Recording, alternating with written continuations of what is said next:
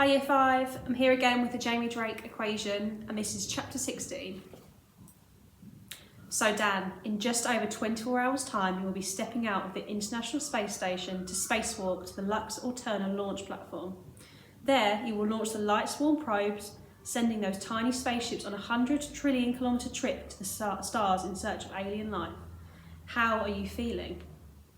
The camera cuts from the glossy hair presenter on the breakfast TV sofa to my dad on board the ISS. He's floating in exactly the same place as where I last spoke to him, holding one finger to his ear as he waits to hear the question. Daddy! Charlie throws her arms up in excitement at the sight of Dad on the TV screen. Her left hand catches the edge of her bowl of porridge, flipping it up into the air before gravity drops its contents all over Grandad. Oh, Charlie, Mum says, grabbing a cloth from the kitchen sink as the porridge bowl clatters to a halt at her feet. Grandad looks down at his Death Panda t-shirt, Charlie's porridge splats giving the cartoon panda on the front a messy makeover. Shocked by the launch of her UFP, unexpected flying porridge, Charlie bursts into tears and I have to strain my ears to catch Dad's reply. I feel very proud, he says, a slight buzzing echo on his words as they bounce around the world.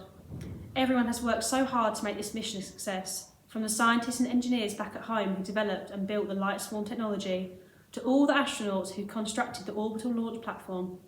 I'm just a small cog in a much larger machine, but I feel hugely honoured that when I press that button at the launch platform tomorrow, I will be helping the human race to take our first step to the stars.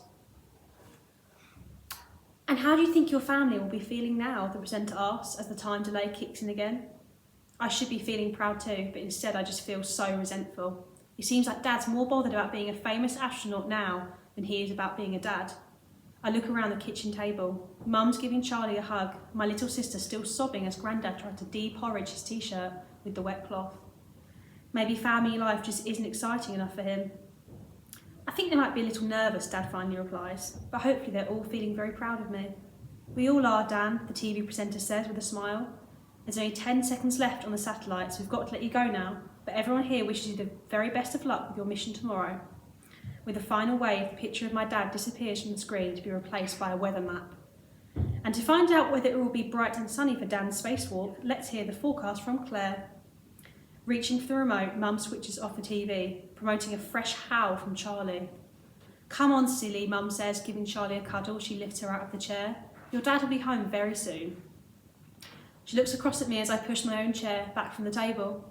Do you want to lift to school, Jamie, after I've dropped Charlie off at nursery? Feeling the faint buzz of my mobile phone at the depths of my pocket, I quickly shake my head. If Mum gets me in the car on my own, she'll just start talking about the divorce, and that's the last thing I want to think about right now. No thanks, I'd rather walk today. I've not had the chance to look at my phone properly since it went all intergalactic on me last night. When I got back to my room after putting Charlie to bed, Buzz seemed to have shut down. Now as I near the school gates with my mobile in my hand, my thumb hovers over the spiral icon, just waiting for it to start spinning again. To be honest, I didn't sleep much last night. In science fiction films, there are usually two types of aliens. There are the cute, cuddly ones like E.T. who just want to get back home to their planet. And then there are the bug-eyed aliens who blow up the White House and take over the world. Now, I'm really hoping that Buzz is the first type, but that there are tons more movies made about evil alien invaders. Technically, Buzz has hijacked my phone. Bzzz. Flinching in surprise, I glance down at the screen. The golden spiral is spinning again, its unfurling loop growing wider with every turn. As Buzz's voice hums from the speaker, I feel an answering buzz in my brain. Synchronising. Bzzz. What do you mean, I ask, feeling slightly panicked at the tip of my finger flickers brightly beneath the sunlight. What's happening to me? We are connected. Buzz's voice echoes inside my head. It is time for you to learn about the Hive. For a second, I stare at my phone dumbfounded. The golden spiral is still spinning, but my eyes can't seem to focus on this. It feels as though I'm looking at the screen through a piece of wire gauze, just like the ones we use in science, but this one's tinted gold. I blink, trying to clear my vision, but when I open them again, my heart skips a beat. On the screen, I can see a huge golden spiral reaching up into a purple sky, but then the picture shifts and suddenly I'm plunging into its heart. I can almost feel the pressure of the onrushing air, the picture spiralling dizzily as it swoops through a thick golden haze. My ears pop, the sound of the humming inside my head suddenly louder. Beneath my fingers, my phone feels sticky to the touch as I watch the screen seem to expand and my vision fills the most unbelievable sight.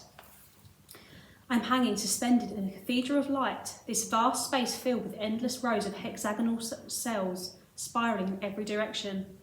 Each cell gleams with an unearthly glow, their golden lights flickering to the hum of a billion buzzing voices lifted up in what sounds like a prayer. Inside my head, I feel Buzz's presence flickering inside my mind. We are old, so much older than you, and we know so much. I'm not just seeing this anymore. It's like I'm inside a liquid gold hive, or maybe it's inside of me. For a second, I almost forget to breathe and feel like I'm drowning in an ocean of light, every particle humming with information. I catch glimpses of the impossible reflected in the light. Ideas so far beyond my understanding, I can't even begin to put them into words. That's when I realise this is the hive.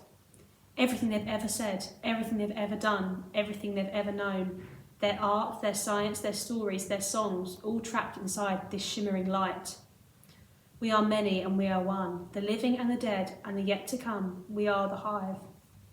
The humming sound surrounds me now, so beautiful and strange. It's like the air itself is an invisible library, the books filled with sunlight.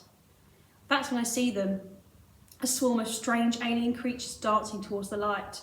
Just like before, I can't quite make out their features, only their silvery wings beating against the shimmering air. I watch as they whirl in spiralling circles, their every movement pulsing against the vast structure until it vibrates with an unstoppable energy. This is what we were. Buzz's voice hums inside my head. Frail creatures of muscle and brain, so vulnerable to harm. We had learned so much, harnessing the energy of the stars, but then the darkness came. I don't know which way is up or down anymore. My head is spinning as Buzz's voice fills my brain. But at the summit of this spiralling hive of light, there's an open circle of sky. Through this I can see a giant sun, its golden sphere slowly being shredded into blazing jets of gas. It's as if it's being devoured by some invisible predator, flailing in its depth throes as the sky turns black. The hive had to choose, our bodies or our minds, there was no choice. At the centre of the vast structure, I see a golden beam stretching up to the stars.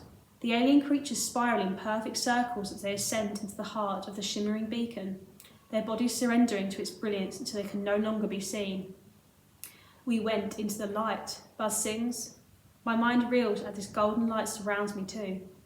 And then we swarmed. Suddenly I feel myself catapulted across space.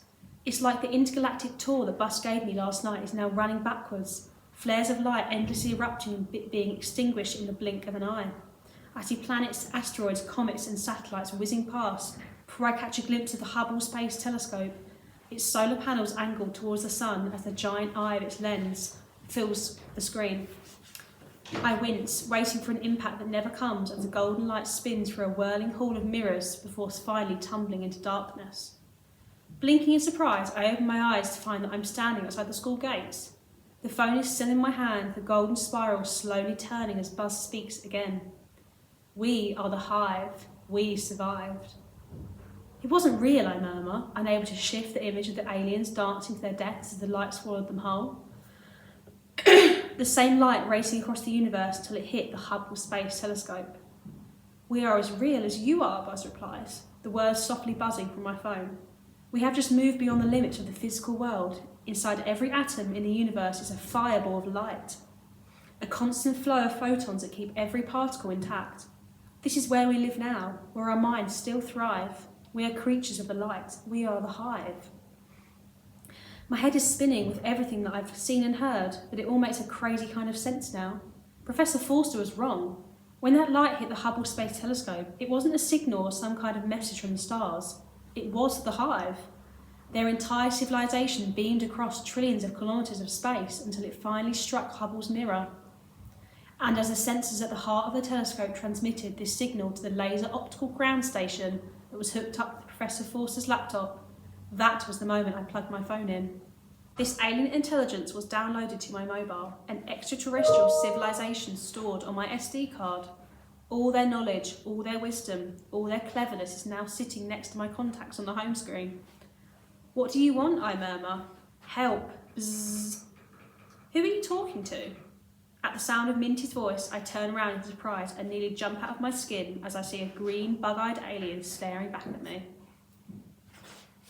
So that's the end of chapter 16. Bye. Hi Year 5, so you've just heard the latest chapter of Jamie Drake, chapter 16. And in there's a lot of speech between Jamie and Buzz, the alien. So that's what we're going to focus on today, is direct speech. So I've written out an example for you here from the book. We went into the light, Buzz sings. Now there's a few things that you need to look at here, is that we've got the inverted commas, the 66 and the 99, or the speech marks. The speech marks are covering the things that Buzz actually says. We went into the light.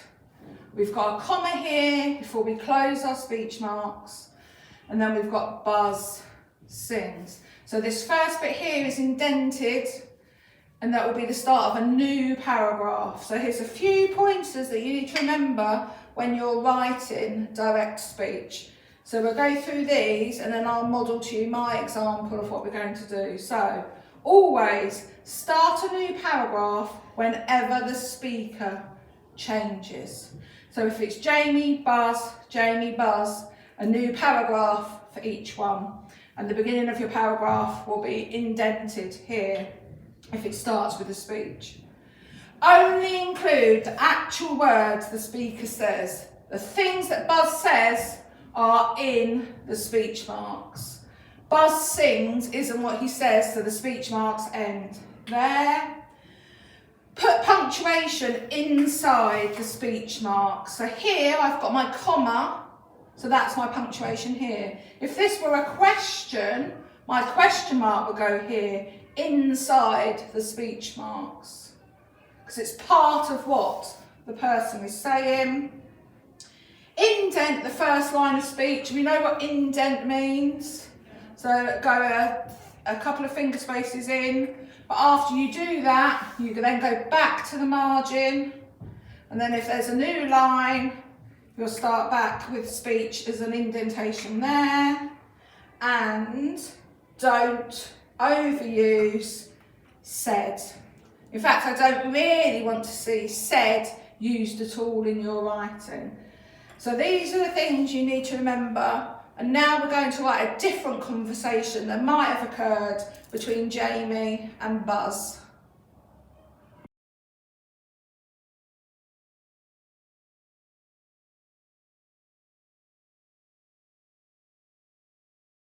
So as I've already said, I don't want you to keep using said. So you could pause it on here. Here's a few examples of other ways of saying the word said. Now you're going to think about the atmosphere and the tone that you're trying to set in your writing to choose these, aren't you? If something squeaks, that's going to be different than if it bellows. So it's not just a case of choosing anyone, it's about choosing the right one to build up the atmosphere and to tell the reader what actually is happening and how it's happening, not just through the words.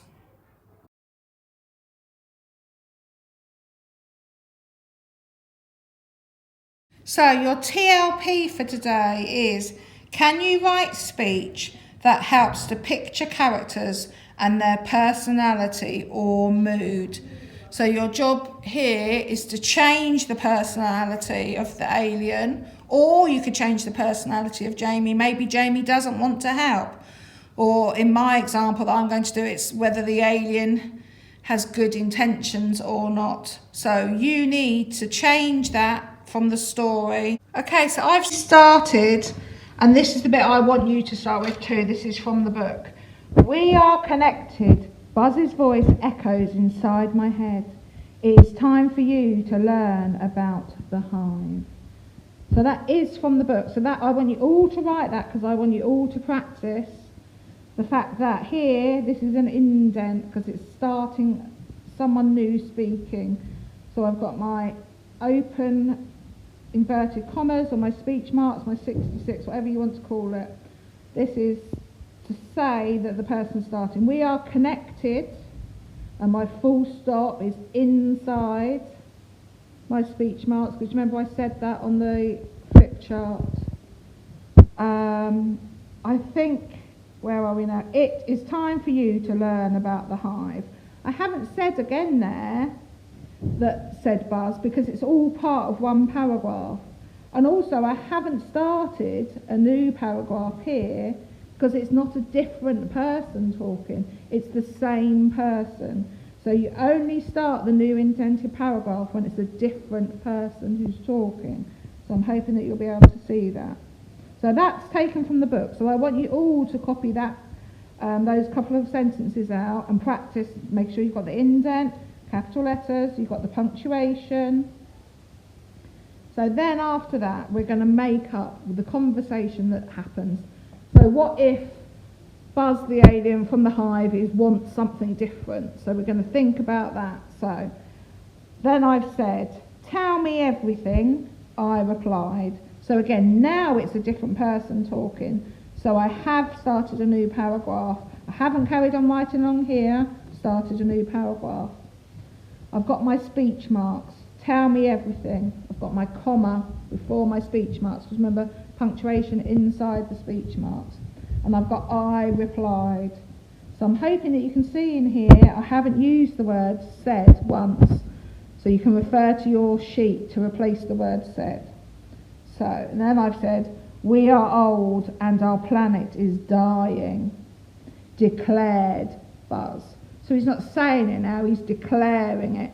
So how does that make you feel? What's the tone that he's saying it in? Because he's declared it, he's not saying it. So at the moment, I think there's beginning to be an undertone that Buzz is slightly more serious in this one, and that maybe he's slightly more menacing. So what would Jamie reply? Well, I think Jamie is a young boy, and I think he's trying to help.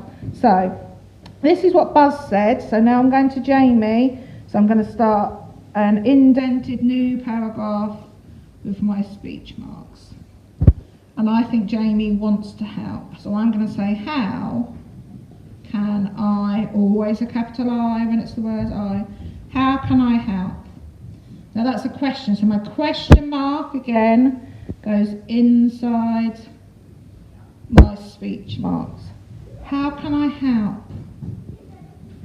I ask. And I might want to put in something about how Jamie's feeling. So I think he's beginning to feeling slightly, because he's not sure yet, but he's just thinking, this isn't going as friendly as I would have hoped. So he's slightly panicked, because he can hear the change in tone in Buzz's voice. How can I help? I ask, feeling slightly panicked. And again, that tells us that if he's slightly panicked, he's feeling differently, isn't he? So now Buzz is going to speak. So new paragraph, indented with my speech marks. And then we're going to get a bit more menacing. We do, and I'm going to write not in capital letters because you sometimes see that. We do not need your help. I think, how's he going to say that? So I'm going to put an exclamation mark there inside my speech marks. We do not need your help. We do not need your help. And how's, I think, we do not need your help. Right, I'm going to come on with more speech, but it's from the same person. So I'm not going to do a new paragraph. This is a warning. This is a warning, comma, my speech marks. Buzz. Looking at my sheet of my words, I'm going to say he bellowed it. He bellowed it, so more ominously. So you can carry on writing. So what is the warning? Is the warning that they're coming? Are they going to take over the planet Earth? Is it that they want us to leave? Is it a warning maybe just to help Jamie, but the rest of the human race, who knows? That's up to you. So you need to write a different piece of dialogue between Jamie and Buzz the alien, where something different happens from the story. So you've heard the story, you've seen my example. I'm looking forward to seeing what Buzz the alien says to your character, Jamie.